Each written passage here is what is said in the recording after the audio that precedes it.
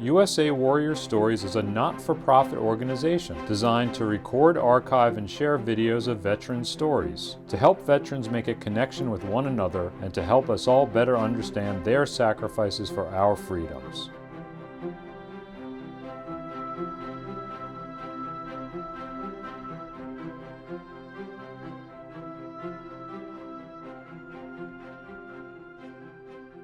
My name is Jerry Blum. I'm 80 years old. We live in Sebastian, Florida now, originally from Connecticut. Okay, so I graduated in 1962. And I joined the service 1 week out of high school. I wanted to join the service. I wanted to have the adventure. I wanted to serve my country, and I just wanted to go out there. And it was during peacetime. So I thought about the services. I didn't like the idea of muddy feet. I didn't like, at the time I was really deathly afraid of heights. I said, but I do like the water. I love being on a boat. I love being in the sea. So I joined the Navy. I joined, and like I said, I went to school for electrical, and I decided it was a good opportunity to be an electrician mate. I even considered submarines. I joined the service, went to Great Lakes, and immediately found out I was colorblind. Well, being colorblind, I could neither be an electrician nor be on a submarine. So I went from EL to EN and became an engineman. And I went to Class A school in Great Lakes. Great Lakes is the hottest place on the earth and the coldest place, in my opinion. I went in July because I just graduated school, and I was there, for many months. So I was there through the winter also. When they get there immediately, we're going to be outside waiting for them, and we're going to start applying the stress right away. You're to adjust yourselves forward to where your toes are up to and even with that horse. One of the most intimidating aspects of joining the Navy is the arrival at boot camp. It's your first test in performing under pressure. Getting them in, getting them to comply, start listening to instruction, getting loud with them, putting them under stress, because from the very, very beginning, we need them to start making decisions and operating under a stressful environment. You have to be able to make decisions, listen to input, and do things accurately the first time. That's going to be the key to success. First night also said you'll sound off. And it was an eye-opener, because as soon as you get off the bus, they give you, back then they'd give you a speech of how you're no longer a human being. From now on, you're a maggot. And they started calling you a maggot from then on as they yelled at you. But you get it. After a while, you understand that everything they put you through is to try to get you to coerce as a group, get together, help each other out, and get through it. Some guys were really good physically; they could go through everything, but they weren't particularly good in the classroom, and vice versa. They gave me a big book to choose what I wanted to do because I couldn't be an electrician. And as I'm going through from electrician, EL, I got as far as EN, and a different guy came in and said, "Okay, maggot, what's going to be?" So I went, boom, and I became an engineman. But I ended up, the last couple of years, being in charge of what they call the evaporators, the freshwater distilling machinery. And I will say I got them running so smoothly that we never ran out of water on my watch. So I enjoyed doing that. That was very good. The only downside is I was on call 24 hours a day. So that was still 1962. And I got my papers, and people were very jealous of me because I got to go Hawaii. Most of them got the East Coast. I got to Hawaii. They said, "Oh man, you're so lucky." Well, I got aboard the ship. The first ship I was on was Destroyer Escort Radar Picket Patrol Ship, a DER. And the ship was heading out to the North Atlantic up in the North Baltic Sea. About 150 men crew. Makes it very, very small. During the Korean War, is actually taken out mothballs and used as a Coast Guard cutter. Yeah, it was, and it was refitted to be a cutter. Then it was back in mothballs and back out again, and it was used as an escort during World War II, escorting the bigger ships. It was classified as the Dewline Patrol, distant early warning, and this was before Vietnam. So the ship was the destroyer escorts, not just ours, but other destroyer escorts, were sent up the Pacific into the Atlantic, up near Alaska, where Alaska and Russia come very close together. And we do figure eights back and forth between the two places. In the meantime, the United States had planes flying overhead doing the same, so that they were afraid of an attack from Russia, and we would be the early warning for that attack. And you stay up there during like a week or two of hell. It was the waters constantly crashed over the ship. We slept in a watertight compartment, and during the rough water, we had to get up and bail the water out before we could do anything else from the watertight compartment. And you slept with your arm around a pole, because otherwise you get sent out. At one point, the ship got kind of split in half. Another time, we had a 3-inch gun in front. That's like a 3-inch cannon, a regular gun, and it got ripped off the deck. It was just so rough. The roughest is the worst thing. I mean, having your ship getting torn apart while you're there, and then you limp back to Pearl Harbor, and then they patch you up and send you out again. For a while we were back, and we had learned that they discontinued it, or we weren't going to be part of it anymore. So we're back in Pearl Harbor, and we got orders to go to Vietnam.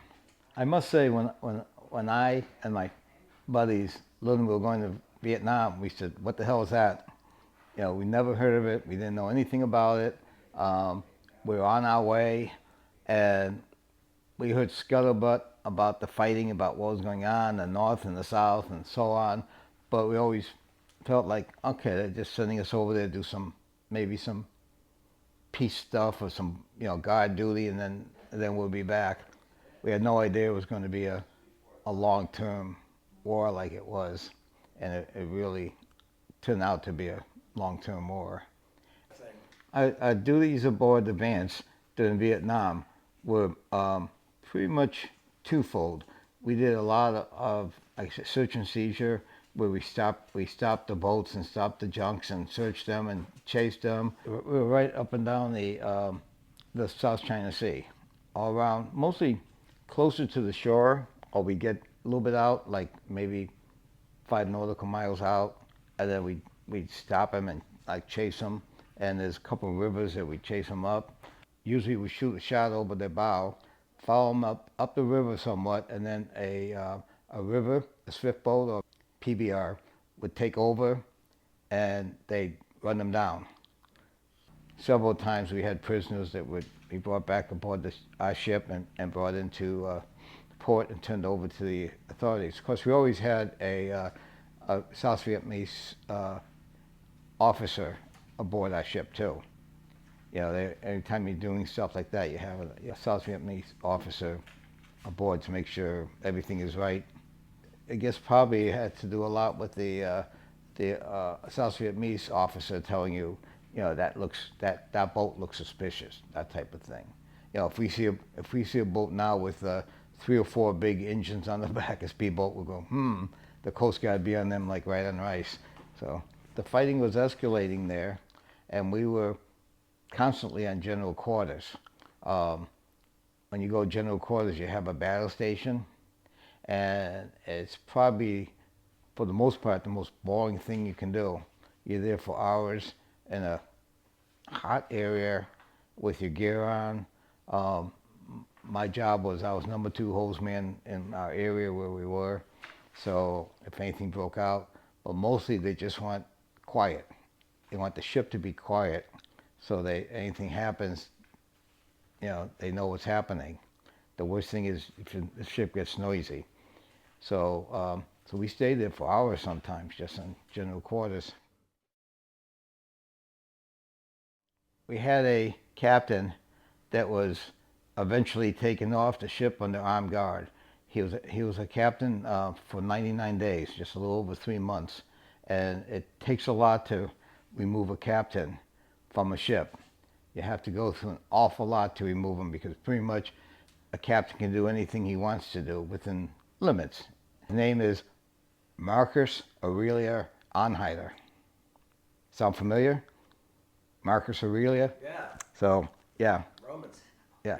If you had shoes that were scuffed, he saw you, have them write you up. You couldn't do anything with them. Our home port while we were in Vietnam was the Philippines, Subic Bay, Philippines. And I believe we were in Manila when he came aboard the ship as captain. And our old captain, who was a great guy, retired. And he came aboard as the new captain. And he was gung-ho, and he called the ship names, and he said it was roach infested, this and that, and he was going to clean up everything. Well, to begin with, when he first came aboard, he came down in a engine room for a total of 3 or 4 minutes, left the engine room, never came back again. Any good captain knows the propulsion plant.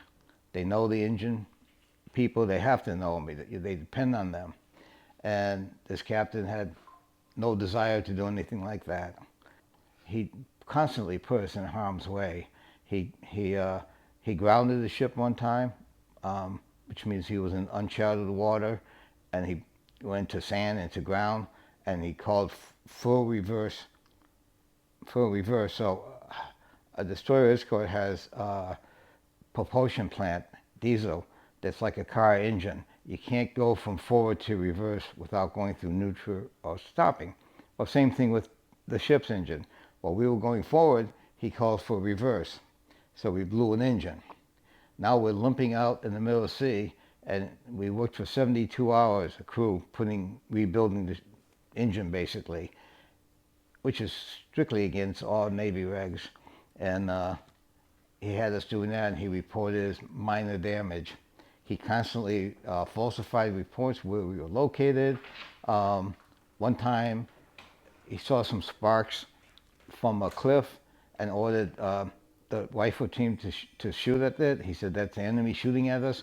And when the bullets ricocheted off the stone, he said, see, the ship, they're firing back at us. He did like one thing after the other. He had heard that they were destroyers were lined up giving support to ground troops. And so he ended up falsifying our location, went over there they kind of asked the destroyer captain if he could help, and of course they refused. By doing so, he had the ship go right in front of the trajectory of the other ships.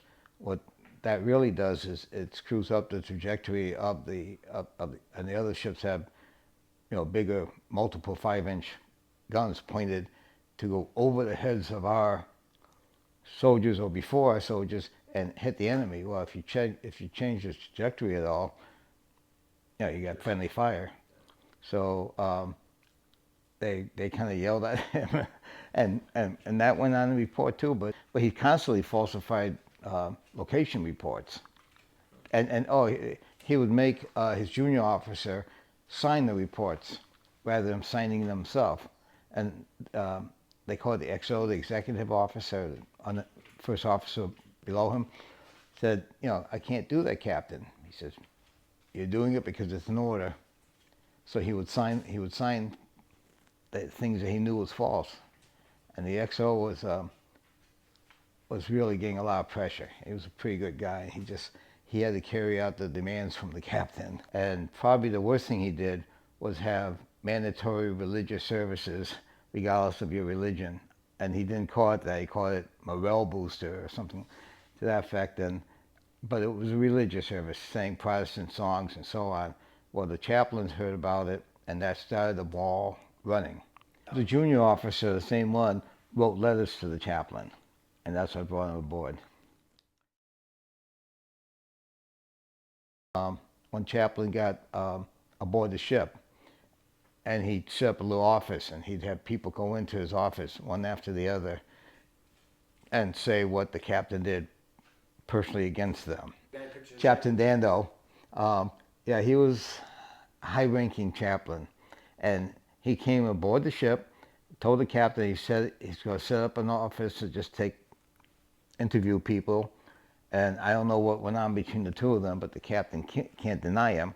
So he did, and he interviewed one of the officers had like a diary, and he kept all these things that the captain did, and that was part of what he brought forward. It changed.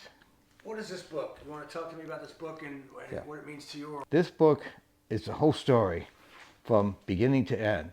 It talks about the ship, it talks about the crew, the individual officers, and what happened to them. They were mostly, I think they might have been all reservists, and that's why he thought they were all against him. You know, the whole world's against him, basically. And he was going to clean the ship up. I thought in some ways, honestly, I thought when he first came aboard that he was going to be perhaps a good captain. He was going to get the ship, you know, spick and span, ship shape, and that type of thing. And you can see right away that the fact that he wouldn't even look at the engine room and have no idea the propulsion equipment, that he wasn't interested in that. He was just interested in himself. I mean, the executive officer had to carry out his orders. He has to. And several times, you know, he questioned the captain. Of course, the captain would jump down his throat. You can't question the captain. Even his Excel, and that ruined his career. It ruined a lot of their careers. And he was just a bad captain all around. But he was also, I hate to use the word crazy, but that's about the closest thing you could say to him. When he got taken off, he had a officer's review, kind of like captain's mast, or you know, whatever. And they froze him in his rank, and they said you would never command anything, not a ship, not personnel, anything. So basically, they stuck him in a desk, and he spent the rest of the time using our government's money and so on, getting lawyers to try to clear him. It was not unlike the Caine Mutiny, except that Captain Arnheiter called it constantly afterwards the Vance Mutiny. Captain, did you ever turn your ship upside down in a vain search for a key that did not exist? I don't know what lies have been sworn to in this court, but I'd like to set you straight on this matter right here and now. A key definitely did exist. May it please the court, the witness is understandably agitated by this ordeal, and I request a recess to give him a breathing space. I don't want a recess. I'll answer all questions right here and now. Did you conduct such a search? Yes, I did. As usual, my disloyal officers failed me and the key couldn't be found. As a matter of actual fact, wasn't this whole fuss over a quart of strawberries? The pilfering of food in large amounts of small is one of the most serious occurrences on board ship. I really enjoyed my time on the ship. I mean, I was on one ship the whole time, you know, like almost 3 years. I thought what was going on in Vietnam was something that our government was screwing around with, that they shouldn't be messing around with. We had the troops there, and I won't mention any names, but certain people within the War College were not letting us do our job there. Personally, I was home for a few years, and we had joined the VFW in town, and we were in another town marching. And as we came down around the corner, we got stoned. We got people throwing stones at us. That's what the attitude was at that time. That's what the attitude of the country was then, you know. And I've talked to people who done what they had to do to avoid being in the service. And, you know, granted I joined in peacetime, but I never tried to shirk my duty. I would have done it again. Your thoughts on how important it is to serve the country, you having already served it and know what You know how important it is? We have a friend that's from Vietnam, South Vietnam. And one time I kind of apologized. I said, I just feel bad that we left the country in shambles like we did. You know, we came in and we tried to do what we did, and our government made us leave, and we left it a mess. And she said to me, you know, don't worry, before you people come, we didn't really know what freedom felt like. But you know, I always had the idea that everybody in their youth should have at least a high school, 1-year college, and somewhere along the line serve their country somehow for 1 year. At least 1 year. 2 years would be great, but at least 1 year where they could be out of their comfort zone and doing something for someone else.